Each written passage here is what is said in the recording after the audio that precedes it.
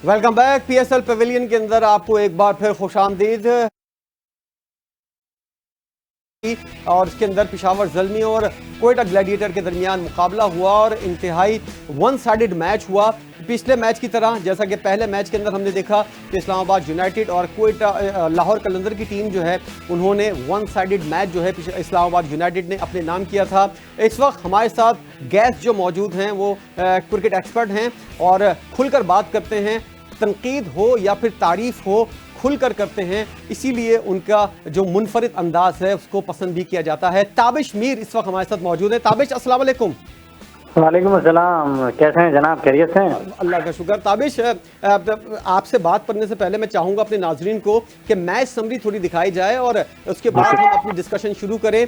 सबसे पहले पेशावर ज़ल्मी ने टॉस जीता और उसके बाद बॉलिंग करने की फैसला किया और कोयटा ग्लैडिएटर की टीम जो है उसको बैटिंग करने की दावत दी और इस तरह उन्होंने अपनी इनिंग का आगाज़ किया। फिन एलन और उनके साउथ शकील जो खिलाड़ी थे उन्होंने बेहतरीन आगाज़ फराहम किया और इस तरह सबसे पहले तो जारियाना बैटिंग की गई और उसके बाद जो है बेहतरीन टोटल सजाने में कामयाब हुई। 200 प्लस स्कोर हुआ और उसके बाद जो है दूसरी टीम जब मुखालिफ टीम खेलने के लिए आई, पेशावर ज़ल्मी की टीम, तो कोयटा ग्लैडिएटर ने जैसे बैटिंग की थी उसी तरह बेहतरीन बॉलिंग का मुजाहरा करते हुए उनकी टीम ने जो है 136 रन के ऊपर सामने वाली मुखालिफ टीम को जो है बिल्कुल बराबर कर दिया और 15 ओवर के मैच के अंदर जो है 15 ओवर की इनिंग जो है वो खेलने को मिली। ताबिश, पिछला मैच भी हमने देखा, इस्लामाबाद यूनाइटेड वाला वन साइडेड मैच था, दूसरा मैच उससे ज़्यादा वन साइडेड साबित हुआ। तो क्या हो रहा है पीएसएल के अंदर? कोई दो बदू मुकाबला आखिरी बॉल तक जाता हुआ नजर नहीं आ रहा। ओवरऑल आपको ओपनिंग सेरेमनी से लेकर अब तक ओवरऑल पीएसएल कैसा लगा?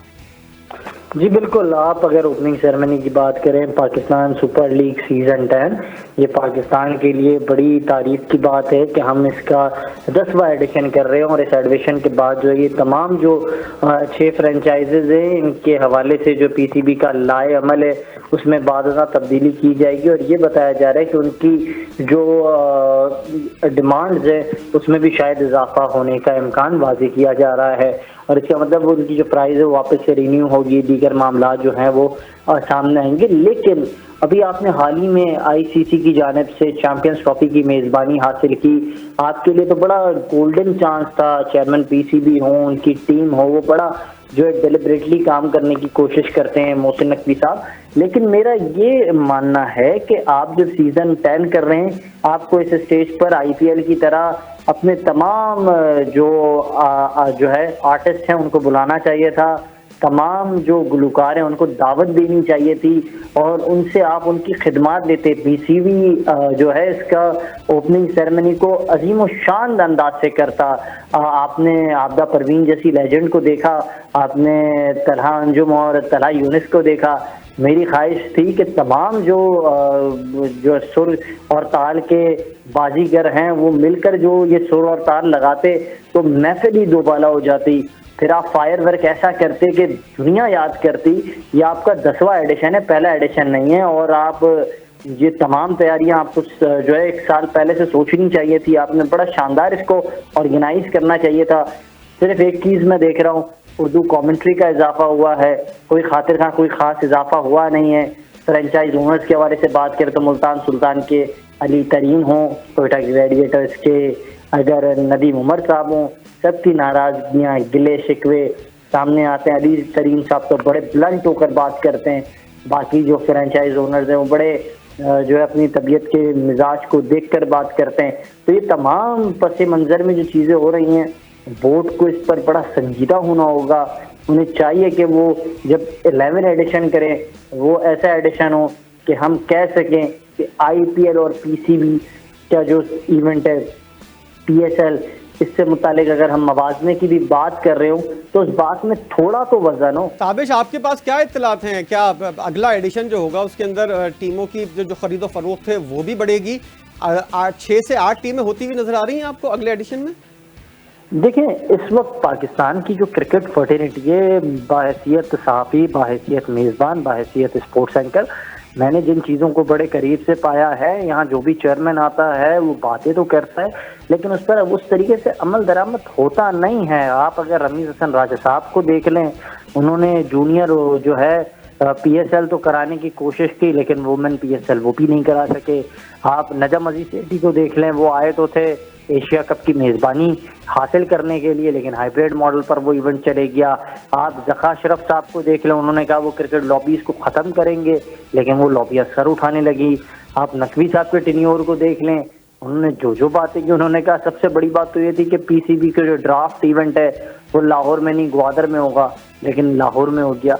तो ये सारी चीज़ें तो होती भी दिखाई नहीं देती। सिर्फ यही बात नहीं है ताबिश, यही बात नहीं है। मोहसिन नकवी साहब ने माजरत के साथ जो बातें की थी उसका बिल्कुल उलट होता हुआ नजर आया। उन्होंने कहा था टीम के अंदर डिसिप्लिन की पाबंदी बेहतरीन वाली होगी, डिसिप्लिन की धज्जियां उड़ाई गई खिलाड़ियों की जानिब से। उन्होंने कहा फिटनेस के ऊपर किसी किस्म का कोई समझौता नहीं होगा। पाकिस्तान के खिलाड़ी इनके दौर के अंदर बहुत ज्यादा अनफिट हुए। उन्होंने कहा सियासत से पाक कर दूंगा मैं कौमी टीम। इस वक्त जितनी सियासत हो रही है पाकिस्तानी टीम के अंदर उससे पहले कभी भी नहीं हुई। तो जो वो कहते हैं समझे उसका उलट होता है, ऐसा ही है।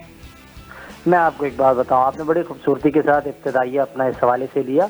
मोहसिन नकवी साहब ने कहा कि डिसिप्लिन इस टीम के अंदर सबसे ज़्यादा होगा। कैसे होगा जब सबसे ज़्यादा अनडिसिप्लिन आदमी वहाब रियाज को उन्होंने सबसे करीब रखा हुआ है। फिर वो कह रहे हैं कि इस टीम के अंदर जो है कोई भी खिलाड़ी अनफिट नहीं होगा, और उन तमाम फिट खिलाड़ियों को अनफिट तो इन्होंने कर दिया। इन्हें आपने नेशनल हाई परफॉर्मेंस सेंटर में ट्रेनिंग देनी थी, आपने इनको आर्मी कैंप्स में ट्रेनिंग दी। पाकिस्तान की ये जो इदारे हैं वो काफ़ी काबिल एहतराम है, वो हर मार्च पर हमारे लिए कुर्बानियाँ दे रहे हैं, लेकिन ये खिलाड़ियों को आपको कमांडो ट्रेनिंग नहीं देनी थी, और T20 में आपको उनको इस तरीके से यूटिलाइज नहीं करना था नकवी साहब। फिर आपने कहा कि मैं सियासत से पाक करूँगा। ये कौन सी सियासत से पाक हो रहा है? पीसीबी जिसके अंदर हम देख रहे हैं आमिर मीर साहब भी एक ओहदे पर फायज हैं, उसके अंदर हम रफ़तुल्लाह साहब को भी देख रहे हैं, फिर उसके अंदर हम जो है अब्दुल्ला खुरम नियाजी जो डीसी रहे हैं निगरान सेटअप में इनके, वो भी देख रहे हैं। तमाम ब्यूरोक्रेसी को हम देख रहे हैं, तमाम वो सियासी भर्तियां हम देख रहे हैं। तो ये जो तमाम बातें उन्होंने की उस पर तो वो खुद अमल दरामद नहीं कर रहे हैं, तो वो खिलाड़ियों से कैसे कराएंगे? और ताबिश में एक और बात, ये मेंटोर्स क्या कर रहे हैं? 5 मेंटोर्स आपने 50 लाख के ऊपर रखे हैं, और इनके ऊपर जो मेंटोर्स का भी मेंटोर्स हैं वहाब रियाज साहब जिनका आपने जिक्र किया अभी बेहतरीन वाले अल्फाज के अंदर, वो तकरीबन 60-70 लाख तो ले रहे होंगे महीने के। तो इनसे कोई सवाल पूछेगा कि आपने क्या किया है ऐसा जो इन खिलाड़ियों की कारकर्दगी ऊपर जाने के बजाय नीचे आ रही है? और वो जो पावर हिटर का एक हमने कहा था कि एक फौज तैयार कर रहे हैं, अब्दुल रज़ाक को वो टास्क दिया गया था, कहाँ है वो पावर हिटर? 40 लड़के उन्होंने तैयार करने का टारगेट लिया था, एक लड़का भी सामने नहीं आया अभी तक। एक लड़का सामने आ चुका है, मुझे मेरे जो सोर्सेज है वो बता रहे हैं। अब्दुल रज़ाक साहब के साहबजादे अली रज़ाक को उन्होंने तैयार कर लिया है, काफ़ी टाइम से वो तैयार कर रहे थे, अब उन्हें अपॉर्चुनिटी मिली है, तो उनके साहबजादे आपको 1-1.5 साल में वो टीम में आते हुए दिखाई देंगे। मिसबाहुल हक वो भी एक टीम के मेंटोर है, उनके बेटे जो है फामुल हक वो आपको दिखाई देंगे। शोएब मलिक साहब उनकी अपनी मसरूफियात ज़्यादा हैं, कभी वो शादियों के हवाले से खबरों में आ जाते हैं, कभी वो जो है किसी और हवाले से खबरों में आ जाते हैं। रमज़ान में वो जो है टीवी शोज के अंदर होते हैं तो वो खबरों में आ जाते हैं, तो उनकी तो क्या यही चलता रहेगा ताबिश? मुइन खान का बेटा आता रहेगा, सकलैन मुश्ताक का दामाद आता रहेगा, शाहिद खान आफरीदी का दामाद, मिसबाहुल हक का बेटा, अब्दुल रज़ाक का बेटा, क्या इसीलिए पाकिस्तानी टीम बनी है और ये मयार है अब पाकिस्तानी टीम का कि सबके बेटे खेलेंगे? अच्छा, ये सारी चीज़ों से आप भी काफ़ी ज़्यादा जो हैं इस चीज़ों पर नज़र रखते हैं, लेकिन आप चाहते हैं कि मैं खुल के बात करूं। मैं काफ़ी पोलाइटली इन चीज़ों को डील करना चाह रहा हूं, लेकिन आप भी चाह रहे हैं कि मैं इस हवाले से अपना जो राय है वो दूं, तो मैं चाहता हूं आप अपनी राय का खुलकर इज़हार करें। पाकिस्तान की क्रिकेट जो है इस वक्त माजरत के साथ चंद बड़े क्रिकेटर्स के घरों से चल रही है, उनके घरों में जो किचन चलाने वाली हैं उनके कहने पे चल रही है, और यही निज़ाम आवे कावा बिगाड़ रहा है। आपने इमाम उल हक को टीम में रखा, इमाम उल हक के पास ऐसे क्या जादू की छड़ी थी जिसको आपने टीम में लाए? हिंदुस्तान के खिलाफ उसने पूरी कौम को शर्मसार कर दिया। फिर आप जो हैं इसी टीम के अंदर बाद में अब्दुल्ला शफीक को ले आए, कल तक वो थे नहीं टीम में, फिर वो आ जाते हैं। फिर आपने अपने इब्तिदाइये में कहा कि हसन नवाज जो है वो एज एन ओपनर हैं।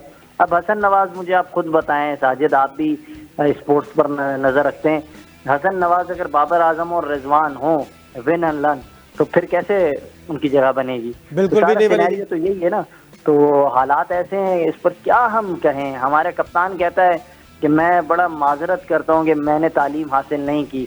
तो तालीम का तो लेना देना इंसान और तालीम का, वो तो जब तक आपकी जान में सांस है आप तालीम हासिल कर सकते हैं।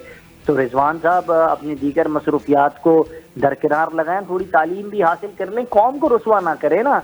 आप ज़रूरी ये भी नहीं है कि आप इंग्लिश में बात करें, दुनिया आपका मजाक उड़ा रही है। कल तक बाबर आजम के साथ भी यही मसला था, मतलब इन्होंने अपनी क्वालिटी ऑफ स्किल्स को बेहतर करना नहीं है। रिजवान ताबिश रिजवान चीजों को कितना सीरियस लेते हैं, आपने जरा फोटोशूट देखा होगा, सारे कप्तान जो हैं वो किट पहन के खड़े हुए हैं और रिजवान अपनी टी शर्ट पहन कर आए हुए हैं। किस तरह वो डिसिप्लिन की पाबंदी करते हैं, किस तरह वो लर्न करते हैं और उसके बाद विन के बारे में सोचते रहते हैं। उनका लर्न खत्म नहीं हो रहा और विन के बारे में जो है उनकी सोच खत्म नहीं हो रही। तो आप जरा बताएं कि रिजवान एज अ कप्तान पाकिस्तानी टीम के जो हैं वो तो अलग बात है, मुल्तान सुल्तान की कप्तानी वो किस तरह कर रहे हैं? 4 दफा उनकी टीम फाइनल खेली है और चारों दफा हारी है। क्या वो सिर्फ सीखते रहेंगे, लर्न करते रहेंगे या विन भी करेंगे? नहीं, बकौल है उनके आपने वो देखा होगा जब वो अपने खिलाड़ियों से हमकिनार थे और माशाल्लाह वो उर्दू में बड़ी ज़बरदस्त तकरीर कर रहे थे। तकरीर करने का बड़ा शौक भी है उनको, लेकिन बात यह कि भाई आपकी टीम के अंदर जो दीगर खिलाड़ी थे उनका ताल्लुक तो पाकिस्तान से नहीं था, वो ओवरसीज़ खिलाड़ी थे। अब वो हैरान और परेशान है रिजवान साहब क्या कह रहे हैं, सिवाय चैंपियन के अलावा और कोई लफ्ज़ मुझे नहीं समझ में आता है कि दीगर बैन अवी खिलाड़ियों को समझ में आया होगा। और वो रिजवान साहब कह रहे हैं कि हम पिछली बार चैंपियन थे, इस बार भी उतरेंगे तो चैंपियन बन के उतरेंगे। तो शायद ख्वाबों में ज़्यादा हैं या फिर कोई और ज़हनी मसला है, क्या कोई बीमारी है कि कोई करीबी अकारिब इस बात पर मीडिया पर आकर बता दें, या फिर पीसीबी आकर हमें गाइड कर दे हर चीज़ पर। पीसीबी जो है अपनी प्रेस रिलीज देती है, तो इस पर देखे नहीं क्या खिलाड़ी मजाक बनाया हुआ है। अली करीम साहब इतनी बड़ी बड़ी बातें करते हैं, पीसीबी को दीवार से लगाने की मुसलसल वो बात करते हैं, खुल के सामने आ जाते हैं। तो रिजवान की इस एटीट्यूड को देखें, कल तक यही मुल्तान सुल्तान थी, उन्होंने लॉबी बनाकर रिजवान को कप्तान बनाया। आज यही मुल्तान सुल्तान जो है अपने इस कप्तान की अजीबोगरीब हरकत जो है इस पर कुछ एक्शन नहीं ले रही है। मुझे तो हैरत की ये बात, यही कहते हैं ताबिश, जैसी करनी वैसी भरनी। बहरहाल ये बातें इतनी हैं कि हम चाहें तो पता नहीं कितने घंटे बैठकर बात कर सकते हैं। हम मैच की तरफ आते हैं जरा। आज आपने देखा होगा पेशावर ज़ल्मी और क्वेटा ग्लैडिएटर का मैच वन साइडेड मैच था। किस तरह की परफॉर्मेंस आप तस्वुर कर रहे थे बाबर आजम की जो टीम है पेशावर ज़ल्मी उससे, और कितने मायूस हुए उनकी परफॉर्मेंस देखकर? क्वेटा की टीम की आप क्या तारीफ करेंगे? और आमिर ने जिस तरह अटैक किया और बाबर आजम और साइम अयूब को जिस तरह से उन्होंने बांध के रखा, बाद में बेशक साइम अयूब ने 50 रन किए, लेकिन आमिर ने जिस तरह शुरू में प्रेशर डाला था वही असर हुआ कि 136 रन पर पूरी टीम आउट हो गई। बिल्कुल आपने ठीक फरमाया, लेकिन मैं ये बात कहूँगा कि साइम ने इंजरी के बाद भी प्रूव किया कि वो बड़ा बैट्समैन होने की सलाहियत रखता है। बड़ा बैट्समैन इस वक्त नहीं है, क्योंकि मैं वो गलती नहीं करूँगा जो हमारे दीगर साथी हजरात या मेज़बान करते हैं। वो इस वक्त प्रोसेस में एक अच्छे बैट्समैन बनने की राह पर है। हमने यही गलती आजम के साथ की, हमने वक्त से पहले उन्हें किंग बना दिया। आज ना वो किंग बन पाए हैं और ना वो बन पा रहे हैं, तो ये हमसे गलतियां हो रही हैं। बाबर आजम के हवाले से मैं यही कहूँगा, वो T20 के खिलाड़ी नहीं थे, उन्हें जानबूझ के T20 का खिलाड़ी बनाने की कोशिश की जा रही है। आज तक ये सिनेरियो है। बाबर आजम एक अच्छे बैट्समैन है, उनके हवाले से अगर बात की जाए कि वो एक बड़ी इनिंग्स के घोड़े, लेकिन वो बड़े फॉर्मेट में चलते हैं। टेस्ट हो, ओडीआई हो, उसके वो बड़े अच्छे खिलाड़ी। T20 उनके लिए नहीं है। और मेरा ये मानना है जब 200 T20 में स्कोर बोर्ड पर हो तो बाबर आजम से आप कोई चीज़ एक्सपेक्ट कर नहीं सकते। वो बड़ी जो है अनप्रेडिक्टेबल होती है बाबर आजम स्कोर। और रही बात दूसरी, जब आपने 200 रन स्कोर बोर्ड पे देखे तो आपको चाहिए था कि आप साइम के साथ उस वक्त भेज देते मोहम्मद हारिस को कि वो वहाँ जाके एक्सेलरेट करे, लेकिन आपने वहाँ बाबर आजम को भेज दिया। और मजे की बात यह है कि आप जिस तरीके से अब चीज़ें देख रहे हैं, ऊपर आकर बैटिंग कर रहे हैं, टेस्ट के क्रिकेटर हैं सऊद, लेकिन उन्हें पता है कि ये मेंटल अप्रोच उनकी कितनी क्लियर है कि टेस्ट में तो रन रोक के बनाने क्रीज पर रहना है, लेकिन T20 में के 6 ओवर हैं उसमें किस तरह अपने को यूटिलाइज करना है, किस तरह जो है बॉल को सर्कल के ऊपर से खेलना। तो ये सऊद ने हमें खेल के दिखाया, करके बताया। यही सारी चीजें हैं, ये हमारे इस वक्त के मॉडर्न एरा के। मैं इस बात के ऊपर भी हैरान हो रहा था, कलामी की माजरत ताबिश, मैं इस बात के ऊपर भी हैरान हो रहा था कि सऊद शकील मिडिल ऑर्डर के अंदर खेलते हैं और हसन नवाज को बेशक जैसे भी बैट्समैन हैं वो ओपनर करते हैं, एज अ ओपनर खेलते हैं, मिडिल ऑर्डर का खिलाड़ी ओपनिंग कर रहा है और हसन नवाज तीसरे नंबर पर आ रहा है, लेकिन अगर टीम हार जाती तो हम लोग सब बातें कर रहे होते, लेकिन उनकी टीम जीत गई है और सऊद शकील ने 59 रन कर लिए हैं, इसलिए ये मामला दब गया। ओपनर मिडिल ऑर्डर में खेल रहा है और मिडिल ऑर्डर का बैटर जो है वो ओपनिंग करता हुआ नजर आ रहा है। अच्छा, मैं साजिद इस पर थोड़ी ना मैं आपको एक चीज गाइड भी करूं कि आपको याद होगा PSL सीजन 9 जो गुजरा, जब सऊद जो कप्तानी के फराइज अदा कर रहे थे, तब वो ओपनर आके खेल रहे थे, अच्छे प्रोग्रेसफुल ओपनर थे। उन्हें बाद T20 में पाकिस्तान टीम की तरफ से वैसा चांस नहीं मिला, लेकिन उन्हें मैंने कायदे आजम जो टूर्नामेंट है वहां भी देखा है बैटिंग करते हुए। उनके पास ये टैलेंट है मौजूद और पाकिस्तान की पिचेस पे वो तेज रन करना जानते हैं। मेरी उनसे राशिद लतीफ क्रिकेट अकेडमी में भी मुलाकात हुई थी जब रमजान में मैचेस हो रहे थे, तो वो ये जो सलाहियत है उनमें कि वो ऊपर आके अच्छे रन करते हैं, पावर प्ले का उनको समझ है, वो एक इंटेलिजेंट प्लेयर है। साथ साथ आपने हसन नवाज की बात की, ये खिलाड़ी की दरियाफ्त हुई थी जब सिंध प्रीमियर लीग सीनियर एक बार फिर कतकलामी की माजरत ताबिश, क्योंकि टाइम हमारे पास कम है और मैं चाहता हूं कि आपसे बहुत ज्यादा बातें हो सके, लेकिन उससे पहले हम चाहते हैं कि पॉइंट्स टेबल जो है उसको अपने नाजरीन को दिखाएं और उसके अंदर जो सूरत हाल है वो कुछ इस तरह की है कि इस्लामाबाद यूनाइटेड और कोयटा ग्लैडिएटर ने अपना एक एक मैच जीता है और ये दोनों टीमें जो हैं पॉइंट्स टेबल के ऊपर डोमिनेट करती हुई नजर आ रही हैं। लाहौर कलंदर जो है और पेशावर ज़ल्मी जो हैं उनकी टीम पहला मैच जो है वो हार चुकी हैं और इस तरह दीगर टीमें जो हैं बाकी की टीमें उनकी कोई मैच नहीं हुआ है। अब से थोड़ी देर के बाद कराची किंग्स और मुल्तान सुल्तान का मैच होने वाला है, तो मैं लगे हाथों आपसे ये भी जानना चाहूँगा जो मैच हो गया उसके बारे में तो आप क्या कहें। अगली दफ़ा देखेंगे कि बाबर आजम 11 जो है वो किस तरह अपनी गलतियों से सीखती है और कोयटा जो डोमिनेट करती हुई नजर आ रही है क्या वो डोमिनेट करती रहेगी। लेकिन कराची किंग्स और मुल्तान सुल्तान का जो मैच है इसमें आपकी क्या राय है, कौन सी टीम जो है उसका पलड़ा भारी नजर आता है आपको। डेविड वार्नर कराची किंग की क़यादत करते हुए नजर आ रहे हैं। बिल्कुल एक स्ट्रॉन्ग साइड मैं देख रहा हूँ, डेविड वार्नर है, उसमें टिम सेफर्ड है, फिर जेम्स विंसन है, फिर शान की मुझे जगह समझ में आ रही नहीं वो किस तरफ होंगे। इरफान खान नियाजी हैं, खुशदिल शाह हैं, फवाद अली एक अच्छे जो है फास्ट बॉलर है वो टीम के साथ हैं, फिर अरफात मिनाज बड़े टेक्निकल अच्छे स्पिनर है, अब्बास आफरीदी मिडिल ऑर्डर के अंदर बैटिंग भी कर लेंगे और आपके पास एक अच्छे पेसर हैं। हसन अली आप उस पर उतना रिलाय कर नहीं सकते, आजकल उनके जनरेटर में पेट्रोल नहीं आ रहा है, शायद ईरानी पेट्रोल वो खराब खराब कर चुके हैं अपना जनरेटर। लेकिन जो एडम मिल हैं वो एक अच्छे बॉलर रहे, उनके लिए थोड़े फ्रूटफुल रहे, तो ये उनकी टीम को मैं देख रहा हूँ आया किस तरीके से होगी, किस तरीके से वो मैदान में उतरते हैं। अब ये सब तमाम हिस्मत अली कराची किंग्स की जो सामने आएंगी। फिर एक और मजे की बात है, वसीम अकरम साहब जो है वो इस वक्त कराची किंग्स के हेड कोच नहीं है, तो इसका मतलब बड़े पैमाने पर वहाँ तब्दीलियां भी हुई हैं और बहुत मामला तब्दील भी हुए। तो आपको देखना होगा आज का मैच बड़ा मायने खेज होगा और नेशनल स्टेडियम कराची में हो रहा है। मुझे लगता है कि जो शायकीन क्रिकेट है कराची वाले हैं उन्हें जाना चाहिए, वैसे कराची वालों को डोमिसाइल की वजह से तो नजरअंदाज किया जाता है। अब PSL में भी 5 मैचेस दिए गए हैं, तो आप जाएं, मैच एंजॉय करें, अपना इवेंट है और दूसरा इवेंट। बज़ाहिर आपकी बातों से देखकर ये अंदाज़ा हो रहा है कि कराची किंग्स जो है उनकी स्ट्रॉन्ग टीम है और डेविड वार्नर जो हैं वसीम अकरम टीम से अलग हो गए हैं, कमेंट्री पैनल के अंदर आ गए हैं, डेविड वार्नर जो हैं वो क़यादत कर रहे हैं। तो इस तरह कराची किंग्स की टीम जो है वो डोमिनेट करती हुई नजर आएगी और मुल्तान सुल्तान की टीम का कॉम्बिनेशन कैसा होगा ये आपसे थोड़ी देर के बाद मैच जब शुरू होगा हम देख लेंगे कि कौन सी टीम जीतती है। और ये जो प्रोग्राम आप देख रहे हैं इसका दूसरा हिस्सा जो है वो जब कराची किंग्स और मुल्तान सुल्तान का मैच खत्म होगा उसके बाद हम दोबारा डिस्कशन का सिलसिला करेंगे और उसके बाद बात करेंगे कि कौन सी टीम जो है उसने बेहतरीन परफॉर्मेंस का मुजाहरा किया, अपना पहला मैच कौन कौन सी टीमों ने जीता।